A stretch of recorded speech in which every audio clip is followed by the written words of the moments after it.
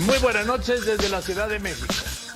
Hoy nosotros, al ritmo que llevamos, nos tardaríamos en cumplir las metas de vacunación casi 9 años. ¿Le ha mentido a México, secretario? Y a ver, cuénteme más. Gil Barrera, decía yo, vocero de Aduanas y Protección Fronteriza de Estados Unidos, dijo que casi 100 kilos de metanfetaminas estaban escondidas.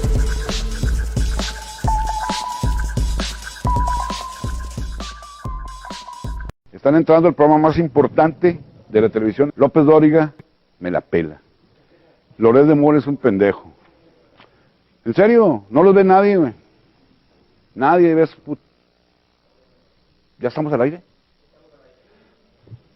Avísenme. Muy buenas noches, bienvenidos a Chic News, el espacio de Política en 18, donde damos a conocer lo más relevante del ámbito nacional e internacional. Vamos a empezar con lo que es nuestra actualización semanal con respecto a la situación de la pandemia en México. Para ello, pues como ya saben, tenemos preparada nuestra tradicional gráfica o nuestro tradicional video donde pues vamos mostrando los avances de la pandemia.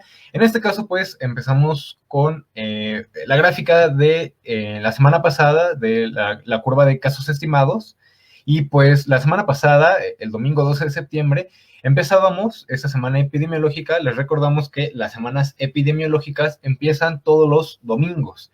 Entonces, esta semana la empezábamos con una reducción en la curva de casos estimados de menos 17%. Ayer cerramos, ayer sábado 18 de septiembre, cerramos la semana con una reducción de menos 12% y el día de hoy estamos abriendo la semana epidemiológica con una reducción de el menos 26%. Es realmente una reducción considerable. Es realmente una reducción considerable y pues podemos ver que la curva de casos estimados ya inclusive está rozando o está llegando a los 60,000. Pasamos de 120,000, más de 120,000 casos estimados, pues ya nada más proyectarnos pues casi 60,000 o aproximadamente 60,000 casos estimados en esta curva. Y lo relacionado a los casos activos estimados, pues tenemos aproximadamente 68,000 casos activos estimados.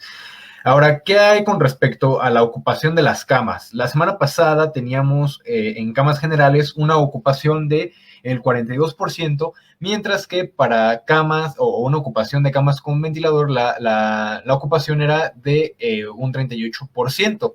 Ahora, para esta semana, tenemos una ocupación de camas generales del 40% y en lo que respecta a las camas con ventilador es apenas de 32%. Podemos ver una disminución notable con respecto a la semana pasada que, pues, repito, la ocupación de camas con ventilador era del 38% para que en esta semana sea del 32%. De igual forma vemos como la curva que pues nos muestra esta ocupación conjunto con lo que es el total de personas hospitalizadas, pues va reduciéndose después de haber sufrido un ligero incremento con motivo de esta tercera ola que pues vivimos en México. Ahora vamos con respecto a la actualización de las cifras de las vacunas en el país. En este sentido, la semana pasada, el domingo 12 de septiembre, teníamos un total de, aproximadamente o poco más de 91 millones de dosis aplicadas. Y ahora les recordamos que las dosis aplicadas no son lo mismo que pues las personas vacunadas. Ahorita vamos a ver más o menos qué tanto se marca esa diferencia o qué tanto se ve ese cambio con respecto a las dosis que se aplican y el total de personas vacunadas con esquema completo o con al menos una dosis. Vamos a continuar. Como ya les decía, pues poco más de 91 millones de dosis para el domingo 12 de septiembre y pues para este domingo, en lo que fue de esta semana, pues ya tenemos 95 o poco más de 95 millones de dosis aplicadas reportadas.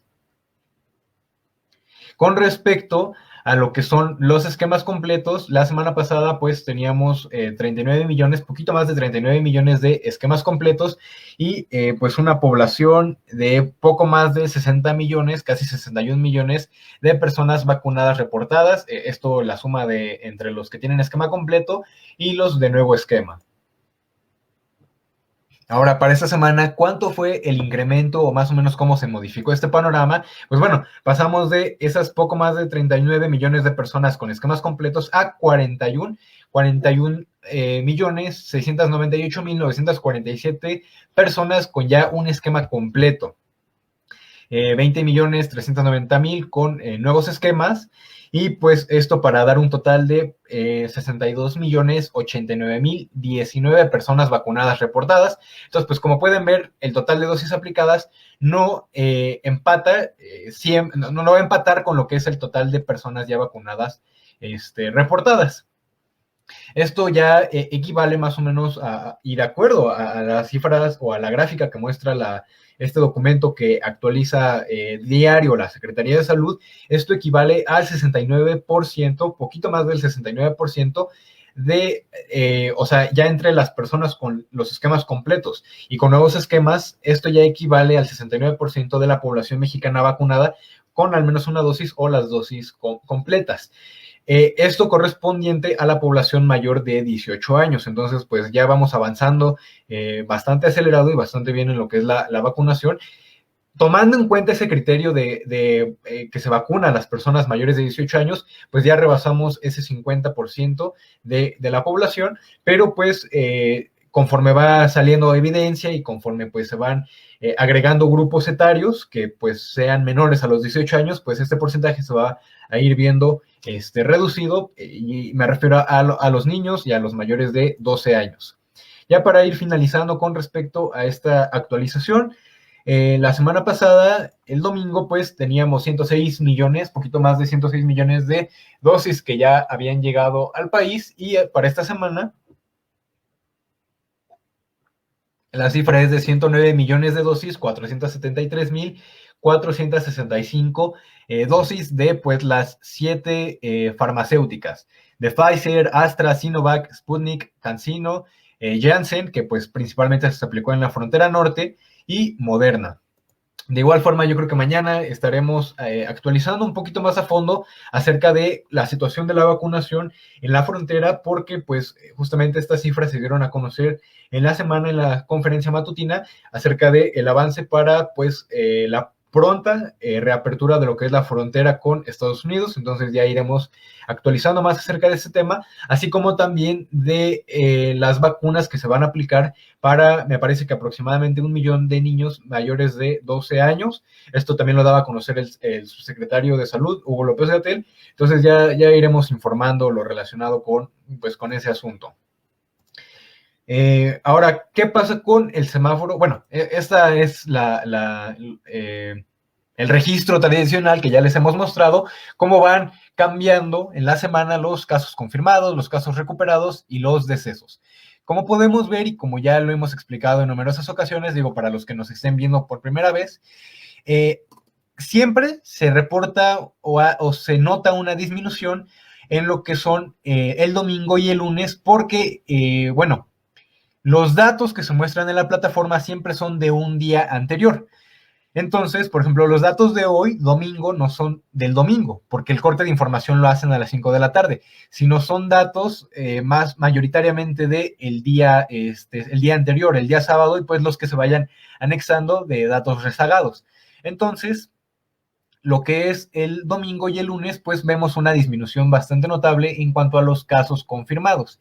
De esta forma, la semana pasada, pues veíamos que en los casos para el domingo 12, pues se veía una reducción, ¿no? En relación a lo que eran los casos del día sábado y lo mismo el lunes, ¿no? Que pues el lunes se reportan o se registran o se dan a conocer los del día domingo. Y también podemos ver, y pues es algo un tanto curioso, que en lo que fue el 16 y el 17 de septiembre se vio una reducción de casos, y esto pues con motivo de estos días feriados que se vivieron en el país y pues que se tradujeron en en una reducción en los casos que se confirman y que se registran en la plataforma. Y bueno, hemos estado viendo a lo largo de estas semanas cómo se ha ido reduciendo los totales de casos confirmados, y ya podemos ver que pues ya no rebasan los 15,000 y ya no pasan tampoco de los 13,000 casos confirmados. Pues estas curvas son, estas hileras o estas columnas son respecto al aumento o el descenso con respecto al día anterior. De igual forma ya vamos viendo que hay un marcado descenso, que ya no es tanto el aumento. Los casos recuperados, pues ya llevamos 2.924.904 personas recuperadas, ya sea con secuelas o no, de la COVID-19. Y finalmente los decesos, pues ya alcanzan los 271.503, esto reportado al 19 de septiembre, pues del presente año. Y ya para finalizar, con esta actualización de la pandemia en México, el semáforo de riesgo epidémico que estará aplicando del 20 de septiembre al 3 de octubre de el presente año, podemos ver que 24 estados se encuentran en un nivel de riesgo medio y pues apenas hay 4 estados que ya se encuentran en un nivel de riesgo bajo. Estos estados son Baja California Sur, Sinaloa, Chihuahua y Chiapas, en este color verde del semáforo epidemiológico, mientras que lo que son entidades que se encuentran en un nivel de riesgo alto, pues está Tamaulipas, Tabasco, Colima y Morelos. Y en un nivel de riesgo medio, pues lo que sería Ciudad de México y Estado de México, para efectos que pues nos interesan como habitantes de esta bonita zona del Valle de México. Entonces, más o menos así es como va pintando el mapa para lo que va a ser esta semana. Y me parece que ya es todo con respecto a la actualización de la situación de la pandemia en el país. Ahora, me preguntaba una amiga en la semana que qué opinaba acerca de cómo estaba cambiando el semáforo para el país. Y yo simplemente le respondí que lo veía bastante normal. Y es que realmente lo veo bastante normal. Hubo personas que allá por las elecciones decían que si el nivel de riesgo en el semáforo había bajado, pues eran por las elecciones y bla, bla, bla, bla. Y lo mismo se dijo en este caso con respecto al regreso a clases, ¿no? Pues es que está bajando el riesgo porque el gobierno le interesa que vayan a clases y bla, bla, bla, bla. Y la realidad es que a mí eso me parece sumamente absurdo porque en todo el país se han presentado olas que suben, que llegan a puntos máximos y que poco a poco empiezan a bajar. Hay algunas que no bajan y que por el contrario, pues apenas si bajan 1 o 2 semanas y de nuevo vuelven a repuntar. Pero no se mantienen en un punto máximo donde digas, es que en ningún lado del país, en ningún lado del mundo están bajando los casos. Entonces, es la misma cuestión para México. Claro que bajan porque es lo natural, es lo lógico y es lo obvio. Suben los casos y en algún punto tienen que ir bajando. Si se mantienen o si se sostienen 2, 3, 4 semanas, se sostendrán esas semanas, pero de todos modos van a bajar en algún punto. Esto no tiene nada que ver con ningún fin electoral, y voy a poner el ejemplo que siempre pongo cuando trato de explicar o de rebatir esos argumentos. Si ese fuera el caso, para cuando fue la consulta popular, se hubiera bajado el semáforo epidemiológico de todo el país, ¿no? Para que pues la población participara. Y no fue el caso. O sea, realmente cuando fue lo de la consulta popular para esta cuestión de los expresidentes, inclusive hubo algunos estados donde aumentó el riesgo epidemiológico. Entonces, no tiene ninguna relación. Les voy a mostrar algunas curvas de algunos países de manera rápida para que todavía nos dé tiempo de abordar lo que es el caso de Zacatecas, de cómo ha impactado estas inundaciones en Zacatecas, y que justamente dábamos a conocer la noticia el viernes pasado. Y bueno, vamos a empezar rápidamente. Este es Finlandia, uno de los estados que pues se vieron no tan afectados por la situación de la COVID, con apenas 135,000 casos. Esto pues contrasta con los 3 millones que tiene México, poco más de 3 millones. Entonces podemos ver curvas, son curvas. 1, 2, que apenas si logra bajar y de nuevo vuelve a subir. 3, que bajó bastante para junio y de nuevo tenemos un incremento. Ellos ya llevan su 4ª curva epidémica. Y lo digo, así como ellos tienen, o como muchos países tuvieron 4 o hasta 5 curvas epidémicas, México también va a tener, y esperemos que no sea tan fuerte como se vivió en la tercera, y que la tercera marca ese incremento tan prolongado marca esa pendiente tan prolongada, casi en horizontal, porque la variante Delta es muy contagiosa. Es por eso que el repunte es tal. Y bueno, también debido a que no hubo unas medidas pues tan efectivas o tan exitosas para contener lo que pudo haber sido una cuarta ola, pues no tan extrema por parte del gobierno y de los gobiernos estatales también. Entonces, Finlandia, 4 olas epidémicas podemos contar. Vámonos a otro país. ¿Qué país quieren? Italia, que también fue uno de los que más o menos se vio afectados. Vamos a ver la situación de Italia, ¿no? Con 4 millones de casos confirmados. Una curva, 2 curvas, baja, 3 curvas en menor intensidad, vuelve a bajar, y una mini cuarta curva. 4 curvas epidémicas, volvemos a lo mismo. ¿A qué otro país quieren que vayamos? Vámonos a Estados Unidos. Estados Unidos de América.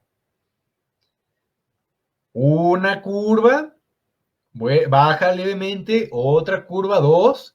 Aquí baja, se vuelve a incrementar poquito. Vamos a considerar nada más esta, 1, 2 y 3. Ellos llevan 3 curvas igual. Vámonos con Canadá. Canadá, primera curva, segunda curva, tercera curva, y de nuevo están presentando un incremento. Muchos países están presentando apenas en estas fechas una cuarta ola epidémica. Ellos llevan para su cuarta, mientras que nosotros vamos a salir de la tercera.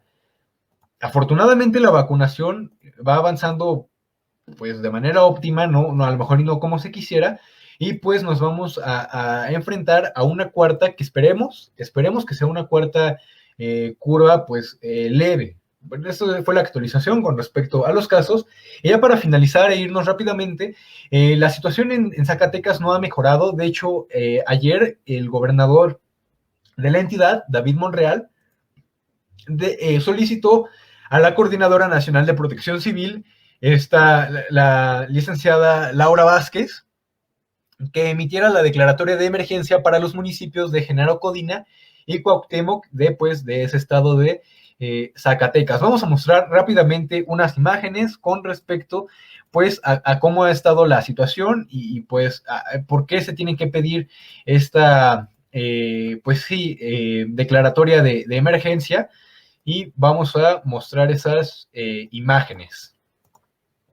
Estas son algunas de las imágenes que pues estamos viendo con respecto a la situación en Zacatecas. Ahí está el gobernador David Monreal, y pues les leo rápidamente un fragmentito de esto que se dijo. El gobernador del estado, David Monreal Ávila, solicitó a la Coordinadora Nacional de Protección Civil, Laura Velázquez Alzúa, emite una declaratoria de emergencia para poder acceder a los apoyos del programa para la atención de emergencias por amenazas naturales para los municipios de Genaro Codina y Cuauhtémoc, afectados por las intensas lluvias que se registraron los días 16 y 17 de septiembre. Lo anterior con la finalidad de contar con los apoyos suficientes para las 1,270 personas que hasta el momento se han contabilizado en esas localidades con pérdidas de sus pertenencias. Estas son algunas de las imágenes y bueno, también de las acciones que se han llevado con ayuda de la Guardia Nacional, Policía de Seguridad Vial, Protección Civil y demás entidades. Y ya para finalizar con nuestro espacio informativo del día de hoy, y pues pasándonos un poquito de este tiempo, y también para complementar con respecto a la actualización de la pandemia, que ya se me olvidaba mostrar esta gráfica, con respecto a parte de los acuerdos que se llegaron ayer en la CELAC. Bueno, comentando así rápidamente de algunos de los logros que se vivieron ayer con la CELAC, se vive la creación del Fondo de Desastres para la región, principalmente para los países del Caribe, que son los que se ven más afectados. La creación de la Agencia Latinoamericana y Caribeña del Espacio, que ya les decíamos, es un paso fundamental y bastante importante en el desarrollo de pues, tecnología y conocimiento para la región, y bueno, para fomentar esta no dependencia, sino autonomía, esta soberanía. También se presenta el plan de la CEPAL para el fortalecimiento sanitario regional, la declaración de la Ciudad de México y la posición conjunta ante el Fondo Monetario Internacional. Todo esto lo daremos a conocer mañana en conjunto con pues lo más relevante de la conferencia de prensa de la CELAC. Vamos a mostrar rápidamente esta infografía. Logros de la presidencia pro tempore mexicana de la Comunidad Latinoamericana, la Comunidad de Estados Latinoamericanos y Caribeños de cara a la pandemia. Con el apoyo de la CEPAL se acordó seguir el plan de vacunas y medicamentos. Se consolidó la red de virólogos. Se realizaron reuniones de la red de especialistas con la Organización Panamericana de la Salud. Se consolidó el acuerdo de producción y envasado de la vacuna AstraZeneca entre Argentina y México, con lo que 17 países en la región tienen acceso a ella. Se apoyó activamente 13 proyectos de investigación de vacunas en Argentina, Brasil, Chile, Cuba y México, etc. Se donaron ventiladores y más de 1 millón de vacunas mexicanas a toda la región, y para complementar la estrategia integral frente a la pandemia en alianza con la CEPAL y la FAO, se avanzó en contra de la desigualdad y la pobreza alimentaria. La FAO es la Organización de las Naciones Unidas para la Alimentación. Les agradecemos mucho su compañía y nos estamos viendo el día de mañana. Hasta luego. Señores, les habla Jacobo Zabludovsky desde el Centro de Control Espacial de Vuelos Tripulados, muy cerca de Houston, Texas, para el programa Hoy Domingo. Ya no haga caso a Hugo López-Gatell.